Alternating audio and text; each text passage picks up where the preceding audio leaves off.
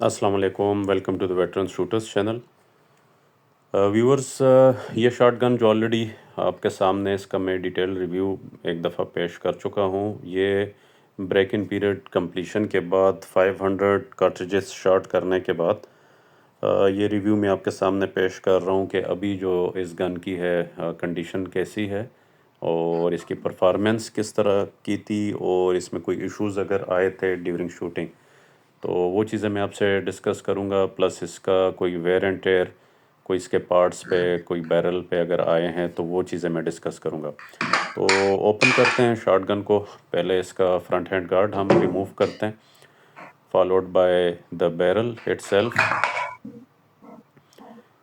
3 parts में like the other shotguns, over and under या side by side है, उसमें ये डिवाइड होता है। इसमें आप बैरल को देख सकते हैं, विजिबल मार्क्स जहाँ पर बैरल हिंज होता है और इंटरनली स्टॉक में फिट हो जाता है, उसमें अगर हम देखें तो बहुत मिनिमम उसके ऊपर आपको ये लाइंस नज़र आ रही हैं।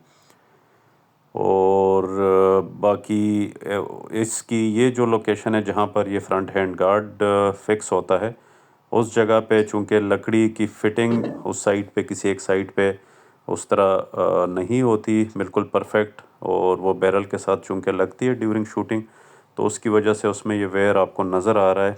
ये एक वेयर इसका इस साइड पे है।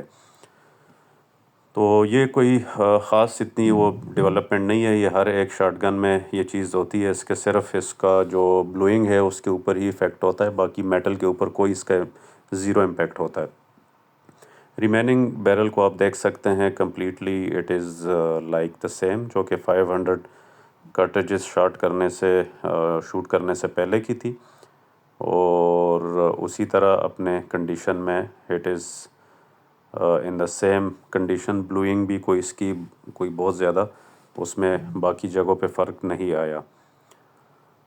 वुडन स्टॉक और इसका जो हम देखते हैं जहाँ पर बैरल जिस जगह ये फिक्स होता है स्टॉक में, तो उसमें चूँकि it is already metal finished metallic है, और उसके अंदर कोई आपको लाइंस और कोई भी ऊपर से कोई स्क्रैचेस कुछ भी इसके ऊपर उसका इफ़ेक्ट नहीं आया शूटिंग का। वुड भी अपने ग्रेन्स में और अपने पॉलिश में उसी तरह ही है जिस तरह बिल्कुल ब्रांड न्यू थी। यहाँ पर थोड़ा इसमें आपको नज़र आता है कि ये बिल्कुल उसके साथ फ्लश नहीं है विद द वुड, तो ये किसका एक फ्ला है जो कि राइट फ्रॉम द आउटसाइड बिल्कुल ब्रांड न्यू थी, तो सेम ये इशू था। इसमें थोड़ी इम्प्रूवमेंट की गुंजाइश है फ्रॉम द कंपनी साइड जब वो बनाते हैं। अदर देन दैट कोई इसमें इशू नहीं है। The checkering these are still very good, और पाम स्वेल इसमें जब आप इसको होल्ड करते हैं तो हाथ जहाँ पर आपका बैठता है तो पाम स्वेल इसमें आइडियल दी गई है for the right hand shooter, तो बहुत ये यूज़फुल होती है ड्यूरिंग द शूटिंग। तो इसको मैंने स्कीट शूटिंग के लिए ही यूज़ किया है अप टिल नाउ, और स्कीट शूटिंग में इसकी जो परफॉर्मेंस थी वो बहुत ही बेहतरीन रही है। इस पे मार्क्स थोड़े से आपको जहाँ पर कार्ट्रिज रेस्ट करता है फायरिंग पिन के अराउंड वो थोड़ा होता है, but it is very much normal. कोई out of the blue ordinary extraordinary कोई ये निशान उस तरह नहीं है। तो इसको हम दोबारा असेंबल करते हैं, और जोड़ने के बाद मैं आपको वो चीज़ें बताता हूँ जो कि मुझे फ़ील हुई थी कि ड्यूरिंग शूटिंग इसमें अगर कोई मुझे इश्यूज़ आए हैं तो वो हम डिस्कस करते हैं। फ्रंट हैंड गार्ड को भी हम दोबारा फिक्स कर लेते हैं।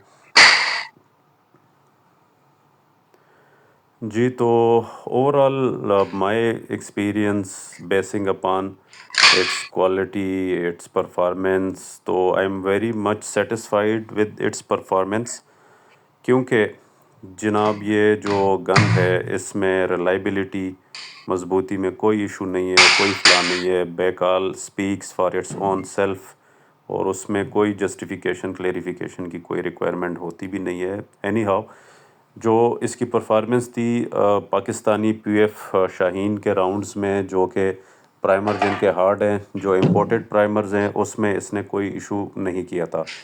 लोअर बैरल जो हार्ड प्राइमर के साथ जो लोकल प्राइमर्स के साथ पीयूएफ के राउंड्स में इसने मिसिंग किए थे कुछ राउंड, بٹ آفٹر دیٹ میں نے امپورٹڈ پرائمرز والے کارٹریجز یوز کیے تو وہ بہت ہی بہترین اس کی پرفارمنس رہی ہے، فلالیس۔ اوپر والی بیرل اس کی بیسٹ ہے، چاہے امپورٹڈ پرائمر ہو یا لوکل ہو، اس میں کبھی مس فائر ہوتا نہیں ہے۔ تو یہ ایک ایشو ہے کہ کوالٹی کارٹریجز اگر یوز ہوں تو اس میں کوئی شک نہیں ہے کہ یہ بیسٹ آف دا بیسٹ ہے پرفارمنس میں، اور اپ ٹل ناؤ اس کی پرفارمنس آؤٹ کلاس رہی ہے۔ Thank you.